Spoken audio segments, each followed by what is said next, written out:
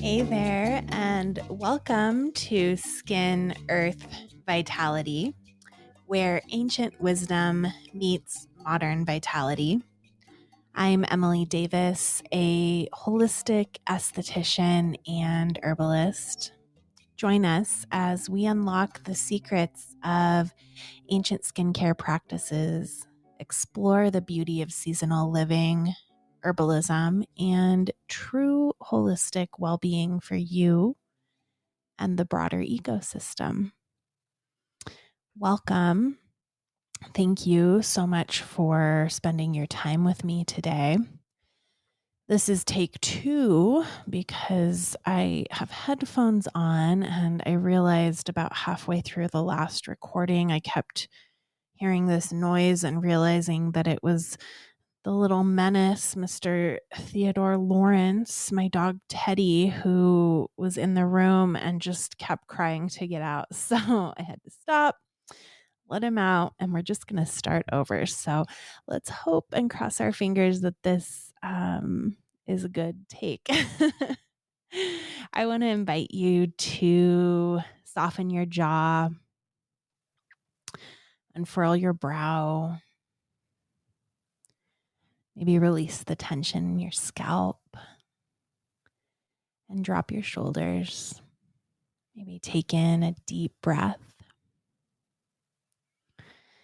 This is a series that I'm doing as I dive into podcasting. I think this is episode number 4. And I thought I would start this journey with all about how to shop for skincare, taking each product category one by one in the order that you would use them. This series is for you if you feel like you get caught up in the latest hyped skincare product, or if you feel dependent on somebody else to tell you what product is right for you. This is meant to demystify skincare for anyone who feels lost. It's all about being able to read the ingredient deck just like it is with food. And I just imagine if you had to ask a doctor or a nutritionist to look at every food item that you picked up before you knew if it were a quote unquote good item or not, that would be so exhausting and it would be giving all of your power away. And I feel that way about skincare. So my goal in this series is for you to feel really good about picking the right products for yourself based on your ability to look at the ingredient deck. So consider this series your Holistic Skincare 101. Today, I'll be talking about cleansing. This is the first step in your regimen. This is the first product in the series. And I'm going to start this episode with the importance of cleansing, how often, and when. I'll then get into the different types of cleansers and which ones are best for which skin type. And if you don't know your skin type, go back to last week's episode. I talked about how to decipher that. And I also talked about something important that I really need to do a whole episode on, which is the 3-part skin barrier. But just to start this episode off, I want to just talk about how important the barrier is. That's truly, I think, what makes a holistic esthetician is the focus on the skin barrier. And the barrier, if you want to age well, if you want to have glowing skin, if you want to have soft skin, if you want to avoid or heal any type of a skin dysbiosis or dysfunction, so acne, eczema, any type of dermatitis, rosacea, any skin issue, you want to have a really good, healthy skin barrier. And you want your barrier to be intact. So I'll talk about the barrier a couple times today because cleansing is one way that we can destroy our barrier with the wrong types of cleansers. So just note that's really important. I talked about it a little bit more in last week's episode. I differentiated the 3 parts of the barrier. So if you haven't listened to that yet, go press pause now and go give that a look. Okay, so after I get into the different types of cleansers, I'm going to touch on 2 ingredients that I think are worth mentioning in more detail, which are surfactants and emulsifiers. This will lead into me talking about some types of cleansers that I tend to avoid. And then finally, I'm going to wrap up today's episode with how to read an ingredient deck, red flag ingredients that I look for, and a handful of ingredients that I really like in a cleanser. So let's dive in. Cleansing is always step 1 of your skincare regimen. Cleansing helps to remove stagnant oils. It helps to remove pollution, the skincare products that you had applied earlier in the day. It helps to remove makeup, sunblock, whatever's going on the surface. And then it's also going to help to prime your skin for the rest of the products so that they are more available and may more easily penetrate the skin. And it's also a really good time to have a feel around your skin and below the surface of your skin to maybe check out what's really going on. I wrote an Instagram post this past week that it's like exemplified everything that I believe in about the face, which is that your face is a portal of communication with your body. And cleansing is a really great place to start that communication process. Just touching your skin, noticing what you feel, noticing muscle tension. Is the skin rough? Is the skin smooth? Is it painful in any areas that I'm touching? When I'm doing a facial, this is the time that I'm really analyzing the skin and making decisions about what should happen in the rest of the facial. So don't discount this part of the cleansing process, this tactical step of really touching with your fingers, massaging the face, and noticing what your skin and what your body is telling you. A pet peeve of mine, one of the many pet peeves I have with conventional beauty, is the subliminal idea that our bodies are dirty and that they're disgusting. Eugene Schuler, who was the founder of L'Oreal, who he was, a figure of the past. I think he lived from 1881 to 1957, if my memory serves me correctly from when I was doing research for this. But so he is the founder of L'Oreal, huge company, huge umbrella company. And he's supposedly been quoted as saying, "Tell people they're disgusting. They don't smell good. They're not attractive. Just, subtly." And so this was part of his marketing scheme. And whether he said this or not is up for debate, but I think that this just really speaks volumes about the messaging in the beauty industry over the past century. And it's like hilarious. You have to laugh because it's so messed up, and this is subliminal messaging that we are receiving all the time. And this idea of feeling disgusted by our own bodies creates a disconnect from ourselves. It leads us to rely on products that we have to purchase to feel acceptable. So, this is part of my identity crisis that I face as an esthetician.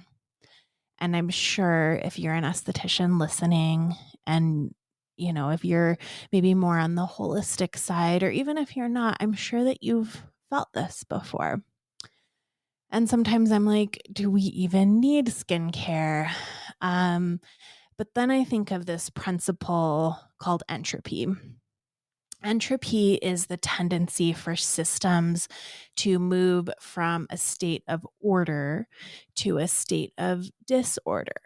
It's a universal principle that applies to most things. So, like your house naturally is going to get messy unless you clean it. It can be applied to your finances. Your expenses can pile up. Your financial records can become cluttered without attention. And it's also seen in nature. Biodiversity, for example, is a self correcting mechanism for the disordered overgrowth of a species, whether that be plant or animal. And I say all this because I'm getting at how this can be seen in our own biology in the need for personal hygiene. Thus, the importance of what I'm talking about today, which is cleansing. Excuse me. So, as I said, I point to this because I often wonder, is skincare something we even need to do? If we were to get to this state of pristine health, is skincare necessary? Can and should you just skin fast forever? And I'll do an entire episode on skin fasting because I do think that it can be a really helpful tool. And skin fasting just means going a period of time without skincare in order to allow your microbiome to recolonize. And like I said, I do think that this is a helpful tool, but my conclusion at this point in time is that skincare is a sacred practice and that it can lead us into a deeper relationship with ourselves by sending a subtle subliminal message that you matter. And also, because of the principle of entropy, it's a necessary part of personal hygiene. And also, I always like to look back at history and at what our ancestors did um, for longer than the last 100 years or so to decipher if something is a good idea to incorporate into my life. And cleansing has been part of our human existence. I mean, skincare in general has been part of our human existence since before written records. And we see in written records that it was a part of humanity moving through the time period of Mesopotamia and ancient Egypt and onward. So this is all of course, far before modern marketing tactics in the beauty industry. So now that we've established the need for cleansing, let's get into what that habit should look like. As I've said a couple of times, cleansing is your first step. This should always be done with clean hands and with a mild water temperature. If you're currently experiencing a severe or really any type of disruption in your skin barrier, again, that can look like acne or dermatitis or redness, itchiness, any type of like rash situation, you may consider filtered or mineral water as opposed to the chlorinated water from the tap because chlorine is an antibiotic and that can kill the beneficial microbes that are an integral part of your barrier. I have a vitamin C filter on my shower, and vitamin C offsets the effects of chlorine. I would love to have a filter for our house that filters all of the water. If you have that, fantastic. If you're looking into it, do it. It's amazing. Great idea. But if you don't have that option, and when I had perioral dermatitis last year, I pretty much always washed my face with filtered water or with bottled mineral water. So consider doing that. And let's see, I lost where I was. Always remove your makeup first. So I like to remove makeup with some type of an oil cleanser. I'm going to talk today about micellar water and why I don't recommend it. But prior to cleansing, you're going to want to remove makeup with a cloth. And then I always apply my cleanser with to dry skin. And then I add my water afterwards and start my cleansing manipulations so that I'm not diluting the cleanser. Anyone who has seen TV probably knows what cleansing manipulations look like. There's enough clean and clear commercials to show us what that looks like, kind of like small little circles as you're adding the water. But I would say take it a little bit further. This should be a time that you are also massaging your face. It's certainly not a time that you're aggressively rubbing or scrubbing your face, but take this as a time for some self-love. Follow up by removing your cleanser with a soft cloth. I really like unstitched organic diapers or any type of an unstitched cloth, maybe a hemp or a bamboo cloth, or just a soft washcloth. How often you cleanse your cleanse per day is highly individual. Most people are going to do so much better to cleanse only once per day. And I would encourage you to just try it out and see how it goes if you're not used to this. If you are to cleanse just once a day, the best time to do this is in the evening. If you wear makeup, of course, it's extremely important to remove all of the makeup before bed because going to bed with makeup on, we all know it's drying, it can clog your pores, it's super irritating to your eyes, it can cause skin issues.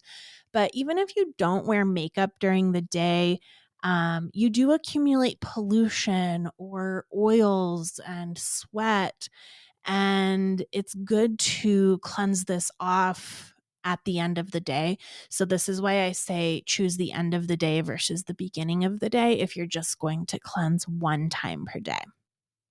I would not cleanse more than twice per day. So this can look tricky if you have a middle of the day workout routine. If you choose to cleanse only in the evening, in the morning what you would do is splash your face with water and use your cloth with water to swipe your skin. And then maybe you add a hydrosol or a plant water tonic to the skin. And then after this, move into the rest of your routine.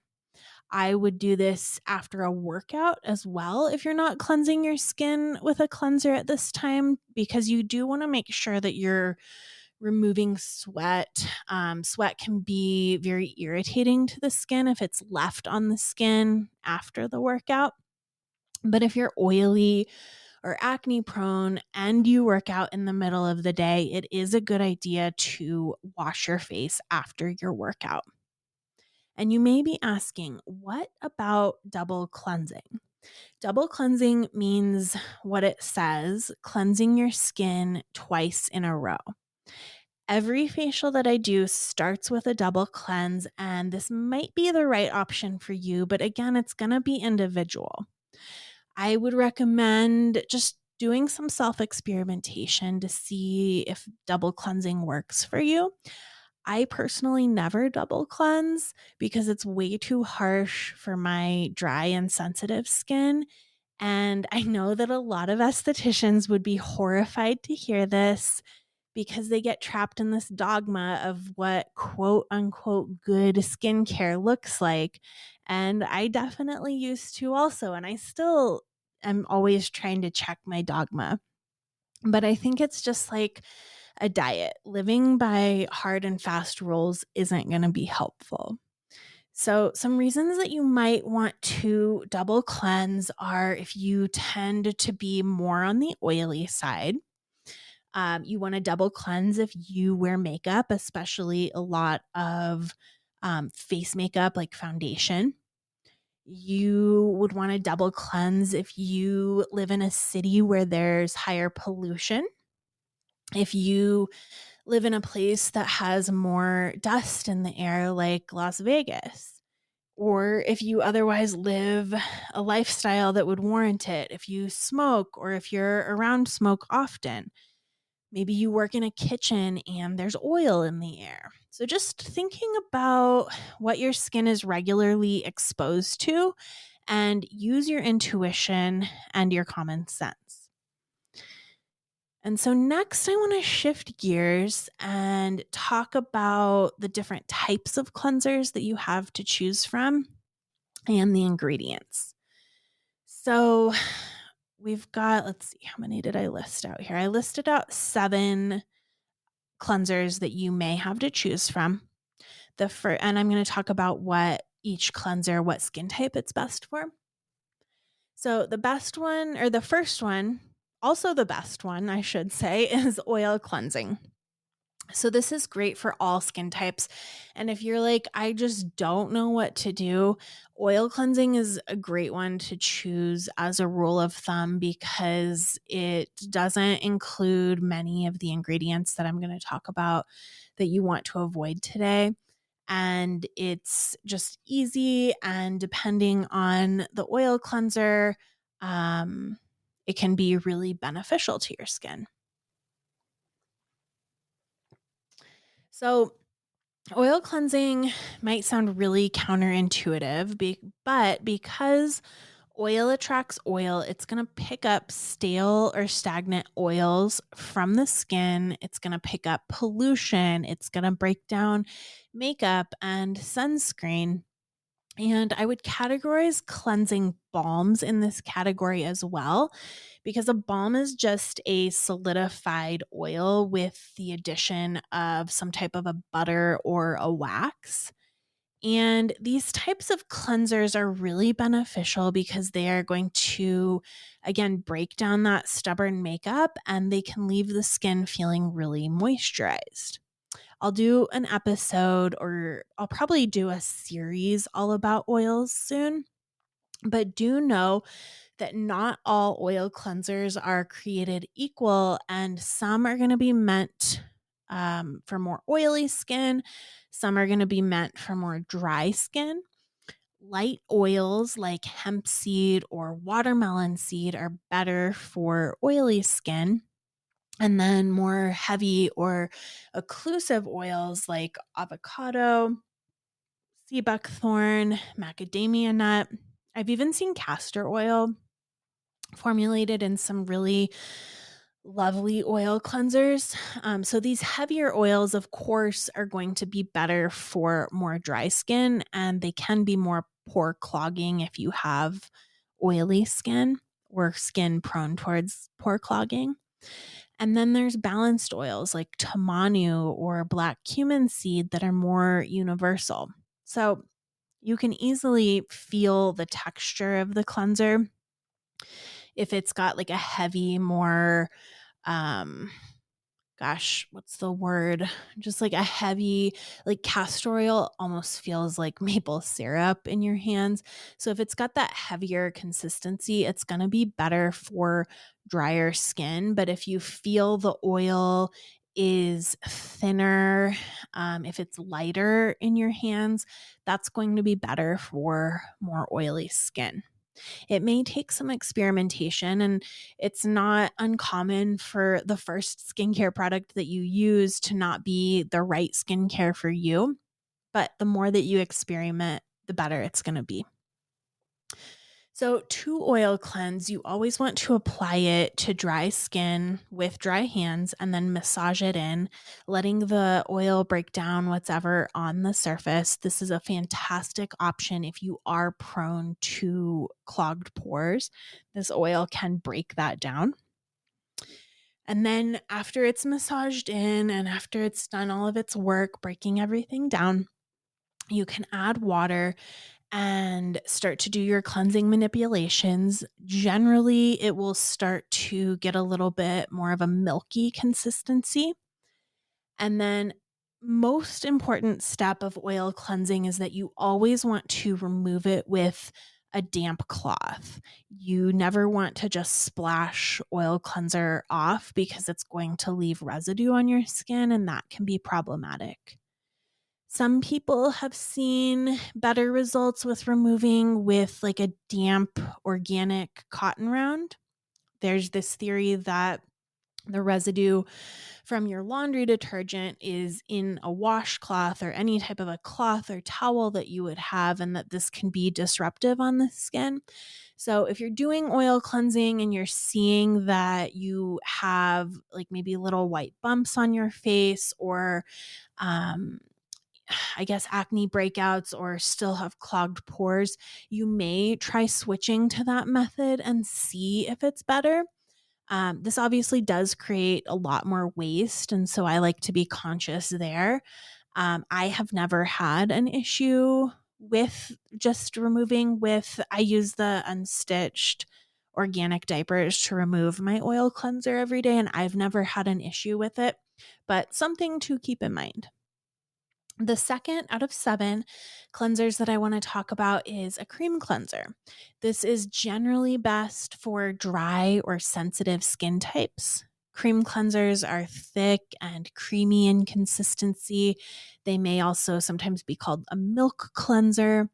They often contain moisturizing ingredients like oils or butter.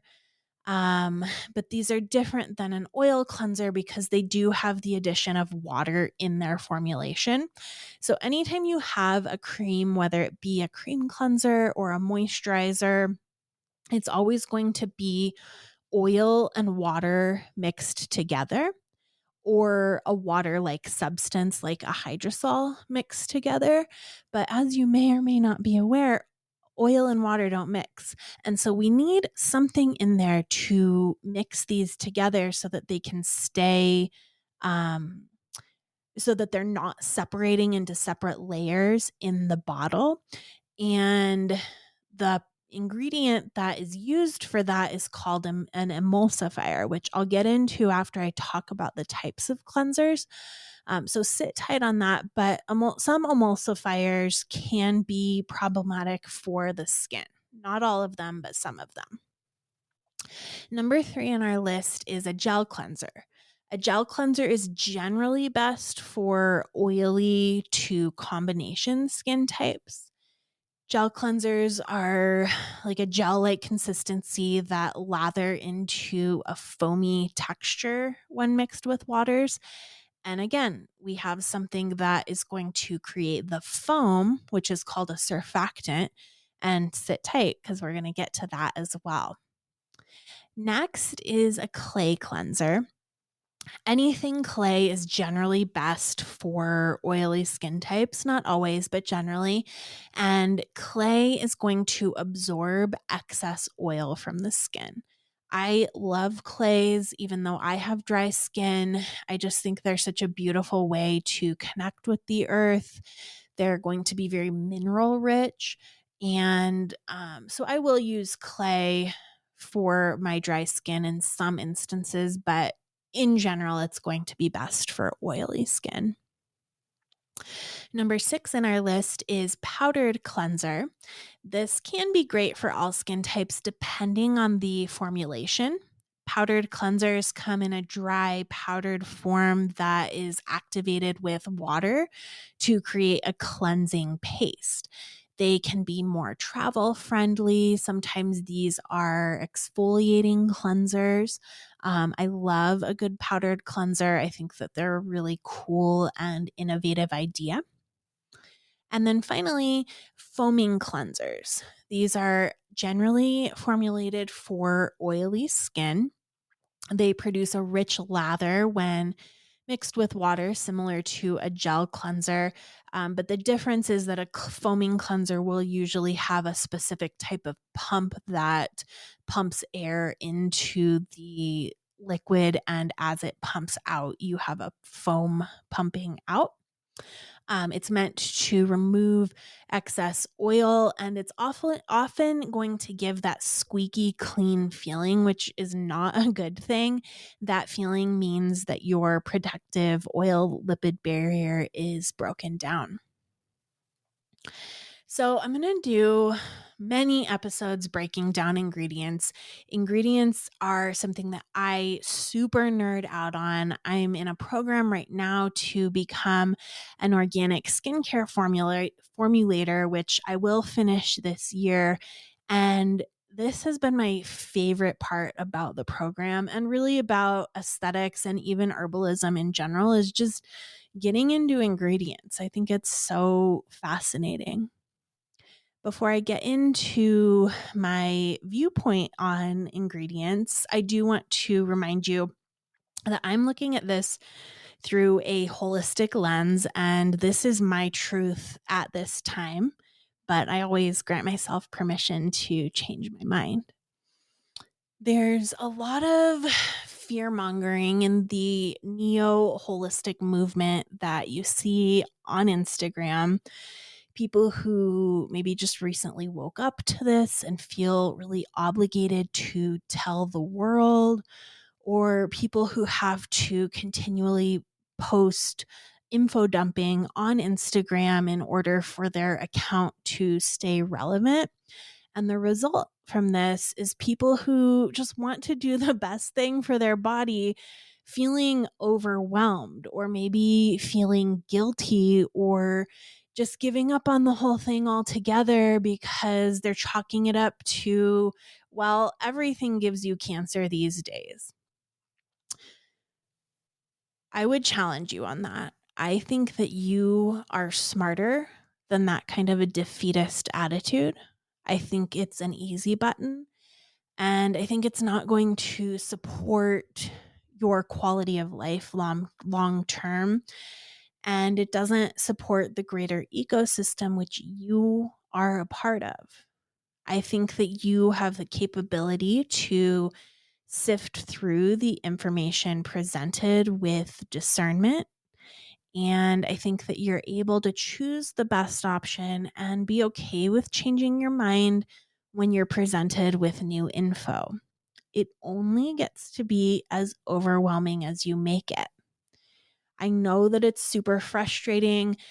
I don't like to say the word expert, but I've been studying skin for 17 years and I still can feel overwhelmed by all the stuff being spewed at me as I am scrolling, and it can feel like fear mongering sometimes.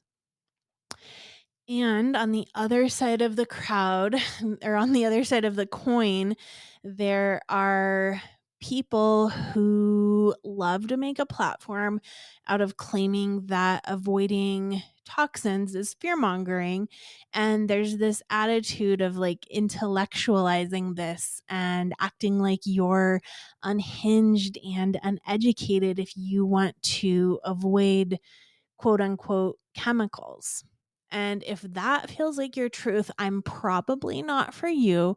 You're probably not going to enjoy this podcast, and that's okay. But it drives me nuts because look at the lawsuits that Johnson and Johnson has been involved in, from making people sick with ingredients that were approved by the FDA. I don't think that you have to be wearing a tinfoil hat to understand that there's corruption and conflicts of interest within the FDA. And it's not even just about making people sick. It's about breaking down the health of the skin and that all important barrier that I'm just going to beat that point in as many times as I need to because it's so important. And if we are able to heal our barrier, we can heal our skin from any skin issue. So, my goal when talking about skincare is to break this all down for you in a way that feels digestible. We can't go around looking for products without chemicals or saying we don't like chemicals because everything is a chemical. There are certain chemicals that are unhealthy or damaging or destructive to the ecosystem or to our skin or the rest of our body, both synthetic and natural. Every plant has a chemical makeup, and we all know, of course, that not all plants are beneficial. Citrus essential oils can make your skin more sensitive to the sun. They're phototoxic. Or another example is many essential oils will break down the skin's barrier when used in a concentration that's too high. This is one reason I don't recommend utilizing essential oil drops in your skincare at home. Let the formulators do that because there's a certain percentage that they have to or want to stay below for safe skincare. Looking at a product on the Environmental Working Group or the EWG doesn't always give us the whole picture, because just because it doesn't have toxic ingredients according to their specific rating, which is going to be like, is it cancer causing? Is it toxic to the environment? But that doesn't mean that it's necessarily supportive to the skin. When we're looking to support the skin, the main thing that we want to think about again is the barrier. For time and simplicity's sake, when it comes to cleansers, there are a couple of different ingredient types that I think deserve some attention, and that's surfactants and emulsifiers. It's so easy to get into a dogmatic viewpoint that all surfactants and all emulsifiers are bad. But what I've come to realize is that's not necessarily true. I generally only like to use products with biodegradable emulsifiers and surfactants, and I don't want a formulation that's filled with them.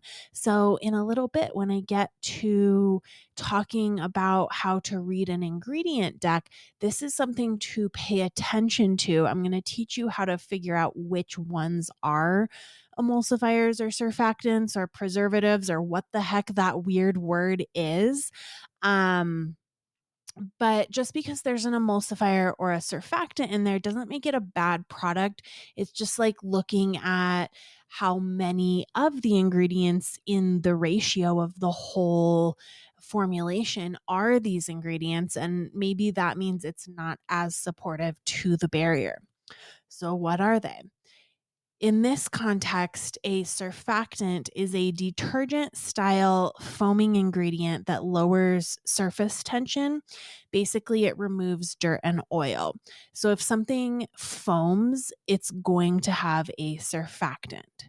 Excessive use of surfactants, or when a formulation has a harsh surfactant, this can disrupt the lipid barrier of the skin because it strips away your natural oils, leading to dryness and potential irritation. It's like if you use dish soap on your hands as your hand soap often, you're going to find that your hands are dry and cracking. It's just like the same thing on your face if you're using a heavily foamy detergent style cleanser on your skin on the regular. An emulsifier binds oil and water, preventing them from separating into distinct layers. So it holds it all together. It should come as no surprise that oil and water don't mix. So a cream, anything creamy, a cream cleanser, a cream moisturizer, this is just an oil and a water, but they're mixed together. And then we have an ingredient called an emulsifier that binds those two molecules together so that it comes in a creamy consistency rather than a layer of oil and a layer of water in a bottle. So, excessive use of emulsifiers or harsh emulsifiers can potentially strip away the natural oils of our skin, because the agent that's the emulsifier causes the water to bind to the oil, but it doesn't necessarily know how to distinguish between the oil that's in the product and the oil that's in the skin. So it can bind to the oil that you want that's in your skin, that's there to protect your skin, and it can wash it away down the drain. And so this is why really creamy creams aren't always optimal, even though they feel really good on your skin. This is why I often will recommend a hydrosol and an oil in place of that. But we'll get to that in the moisturizer episode. And additionally, some synthetic emulsifiers like DEA, TEA, and NEA have been categorized as carcinogens. Products that are really heavy formulated with these include micellar water, which I don't recommend, which is basically just water and emulsifiers. Products like Cetaphil and CeraVe are basically water, emulsifiers, surfactants, preservative, and that's it. And sometimes they'll have like a what's it called? Like a hydrating ingredient, a humectant, something like that, but they're not really doing your skin any favors. Baby shampoo, which is basically just super heavy surfactants and then fragrance. Neutrogena, like that old school orange colored Neutrogena, has so many harsh surfactants. And a lot of products that are sold at the grocery store and at the department store and at Sephora are often very heavy in these types of ingredients. And this, of course, all comes down to profit margins. With mass-produced skincare formulating products with higher concentrations of surfactants and emulsifiers and cheap synthetic preservatives is going to simplify the manufacturing process, which will reduce labor and production costs. The ability of these ingredients to create stable emulsions and desirable textures will also reduce labor and production costs, and increasing the shelf life, which is something that these can do, will also make it cheaper because it can stay on the shelf for longer. I think that it's really important that we take into consideration that the products that we put on our body hold an energetic information code, just like the food that we eat. I prefer to use less product, but a higher quality product. And that does not equate to a more expensive product. It can, but it doesn't necessarily. It mostly just means not a mass produced product. As a professional, and I'll admit it, a skincare snob, I would honestly rather make my own product. I would rather use honey as my cleanser before you would ever catch me buying a designer product that came from a department store. I need to do two separate episodes about both of these. One that's like the good, the bad, and the ugly of DIY skincare, because I think it would be really cool to just share some of my knowledge as an herbalist, as a formulator, and an esthetician about how you can make really beautiful skincare formulations at home with the right knowledge. I mean, that could be like a whole course in itself. But I also think that some more attention should be put on the lie that we're sold that a really expensive designer skincare product that's sold at Neiman Marcus or Nordstrom is going to be a better product, because I would say 95% of the time, those are the worst products for your skin. They're just so filled with low grade preservatives, with fragrance, with irritants, and things that are going to be disrupting your barrier and not doing your skin any favors. So, how do we know if a product is good or not? And that all comes down to, just like with food, we need to be able to read an ingredient deck. And there's so much focus put on how to read an ingredient deck at the grocery store for a food product. And obviously, that's so good. We need to be able to do that. We're putting that in our body. But what about the stuff that we're putting on our body? I don't feel like that's talked about enough, and it's not made transparent enough. So I have broken it down into let's see how many steps. 6 steps of how to read an ingredient deck. And hopefully, after you hear this, you feel super empowered and you can pick up any product and know what you're doing. So step one is just start with the basics. Begin familiarizing yourself with common ingredients and their purposes. And if you stick with me, you'll really start to get familiar with them. As I said, I'm an ingredient nerd, and so we'll go over different ingredients. And we've already talked at length about surfactants and emulsifiers. So just start to get yourself familiar with the ingredients. And then number two, what a time to be alive. Copy and paste the ingredient deck. You need the full ingredient deck, not just the key ingredients that they're bragging about in their product. Find the full ingredient deck. Often it will start with water and it will have all of the ingredients listed in a little paragraph. And copy and paste that into ChatGPT, or who knows, when you're listening to this, who knows what the current AI model is, but copy and paste it into AI and ask ChatGPT to break down the ingredient deck. I do not recommend asking ChatGPT for their opinion about the ingredients. We're just saying, break down this ingredient deck, ingredient by ingredient, so that you know what the ingredient is and what its purpose is. And I would say ChatGPT, unfortunately, is not a great skincare expert. This is just a tool, right? Like Google. ChatGPT is collecting information from all over the internet to give you what it finds really fast. It's taking your research process and turning it into something that could take a few seconds, where it could take you a couple of hours. And I'm assuming you don't have a couple of hours, otherwise you would already be an ingredient deck expert. So do this, and it's going to just save you so much time of researching each one individually.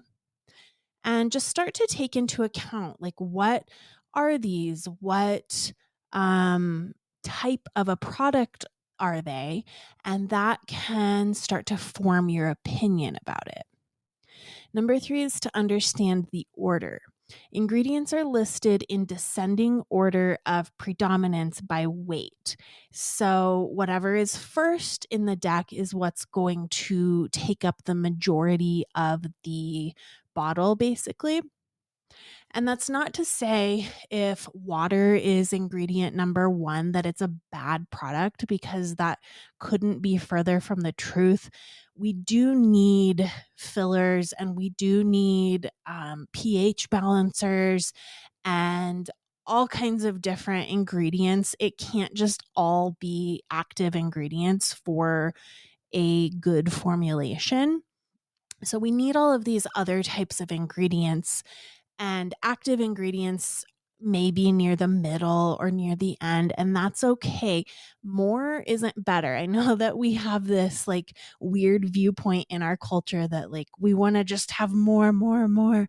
But that doesn't always mean better, I guess, is the best way to say it.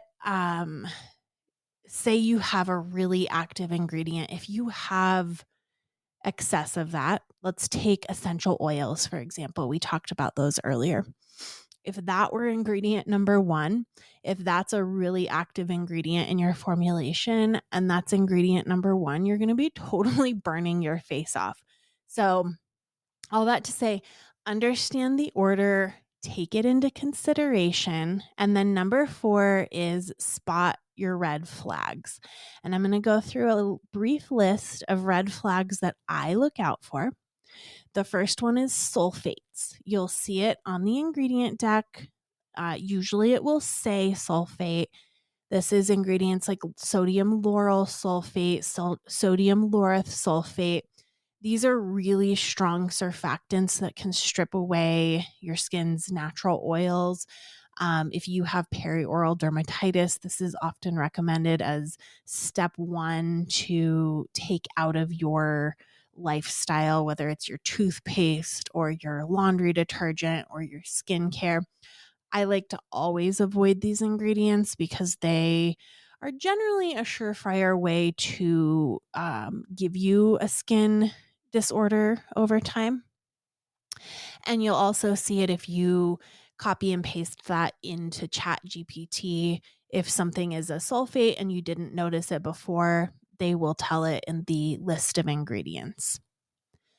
Next is fragrance. Fragrance is generally added to mask the smell of the other ingredients used. It can potentially be synthetic or natural from an essential oil. I am far less likely to dismiss a product if it is a essential oil. But it depends. Sometimes, like I tried a sunscreen last summer and it was listed as fragrance, which I didn't check my ingredient deck before I purchased. So that was my bad. But I tried it. I looked at the label. It said fragrance. I went and did a little research, looked through their website. Lo and behold, it was orange and citrus essential oil, which is phototoxic in a sunscreen. And I was like, are you kidding me? So that was a red flag for me. Fragrance is a catch-all term for potentially hundreds of ingredients that are allowed to be named under this because it's a way to keep a trade secret of the formulation. But the problem is often fragrances, natural or synthetic, make our skin more sensitive to the sun. Synthetic hormones can be hormone disruptors. They are often associated with skin disorders, and they can create a cycle of issues with hormonal skin disorders that you may want to stop in its tracks by kicking fragrance out of your life. Harsh exfoliants. I have a lot of unique, in the grand scheme of things, viewpoints on exfoliation, which we'll talk about next week. But I personally avoid alpha hydroxy acids and beta hydroxy acids. Definitely walnut shells, apricot kernels. They can cause micro tears in the skin. Anything that's a aggressive exfoliant does not belong in a daily cleanser. And so this is definitely a red flag for me. Artificial colorants. These can be irritating and can disrupt the microbiome.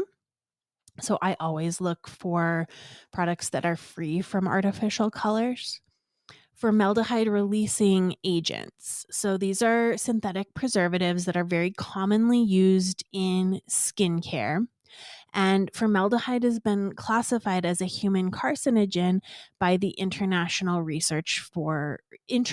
Agency for Research on Cancer. Prolonged or high level exposure to formaldehyde has been associated with an increased risk of certain cancers, including leukemia. So a couple of popular product lines that have been reported to have formaldehyde releasing ingredients in the past are Neutrogena, Cetaphil, Aveeno, Olay, Clean and Clear. So these are just a few. I know Dove has as well. You won't see these on the label as formaldehyde releasing agents. So when you are looking up with ChatGPT what each ingredient is, what all of those long names that you don't understand are, find out which ones are the preservatives, and then you can look up, is this a formaldehyde releasing agent? ChatGPT might also just put that in the description for you. It just depends. Next is parabens. Parabens is a complex topic. The safety of parabens is ongoing for debate, and there's always ongoing research about it. They're a group of synthetic preservatives commonly used in cosmetics and food and personal care products, and they prevent microbial growth. And we want our products to have preservatives. If there's water in the product, you need to have preservatives in there because mold is so much worse than the preservative or whatever's growing in it. The bacteria is going to be so much worse than the preservative. But there are natural preservatives and there are more biodegradable and eco-friendly preservatives. The thing with parabens, though, is it's become such a hot topic and such a hot word. And people or marketing will now say like paraben free on everything because people are looking for that. But the issue is that oftentimes they'll use something that's worse than a paraben in the product. So use your discernment, use your common sense here. And yeah, those are my red flags. And I do want to just mention really quickly why ingredients have such long, why there's such long names in the ingredient deck. And you could be like, okay, I just want to choose products that I can pronounce all of the names. But the problem with that, for example, one of the skincare products that I use, they have the Latin names of all of the herbs that they put in their ingredient deck, and they are the cleanest skincare I've ever found. But in herbalism, you use the Latin term so that you have like an international way to talk about the product, because the common name in one country may not be the common name for that particular plant in another country. And it's the same thing with ingredient names on the ingredient deck. They have to be labeled with their INCI name, which is their International Nomenclature of Cosmetic Ingredients. And that's so that wherever you are in the world, you can know what that ingredient is based on its INCI name. And sometimes that's a really long or confusing name. And so it doesn't really make a lot of sense to just be like, I'm only choosing something with a word that I can pronounce, because very innocent ingredients may have a long, hard to pronounce name. So finally, as we wrap up, thank you for sticking around. I want to just name a couple of ingredients that are really lovely to look for in a cleanser, because I don't want to just leave the episode with all the things that we want to avoid. I want to leave on a positive note. So we'll start with hydrosols, which are a steam distillation of a plant that creates a plant water. These are a lovely ingredient to find in your cleanser. Some product lines will not use water and will instead use either hydrosols or my next ingredient, which is green tea, which can reduce inflammation and provide antioxidant support. Honey is a mild enzyme and cleansing agent. Enzymes like rice, papaya, pineapple, they all gently exfoliate, and I'll definitely give them lots of attention in next week's episode about exfoliation. Herbs like chamomile, rose, lemon balm, lavender are all cleansing because plants naturally will have an antibacterial component to them, as it's important for them to fight off unwanted microbes. And so when we utilize them and work with them as humans, they share that beautiful property with us as well. Herbal infusions. So this will be an oil generally, or maybe a glycerin infused with an herb. So herbs like, plantain, marshmallow, calendula, licorice. These are all healing and soothing. Other herbal infusions like self-heal, chickweed, violet, and calendula, again, are all helpful for lymphatic support. And then some plants have surfactant powers to them, or they have surfactant benefit to them, which is very interesting.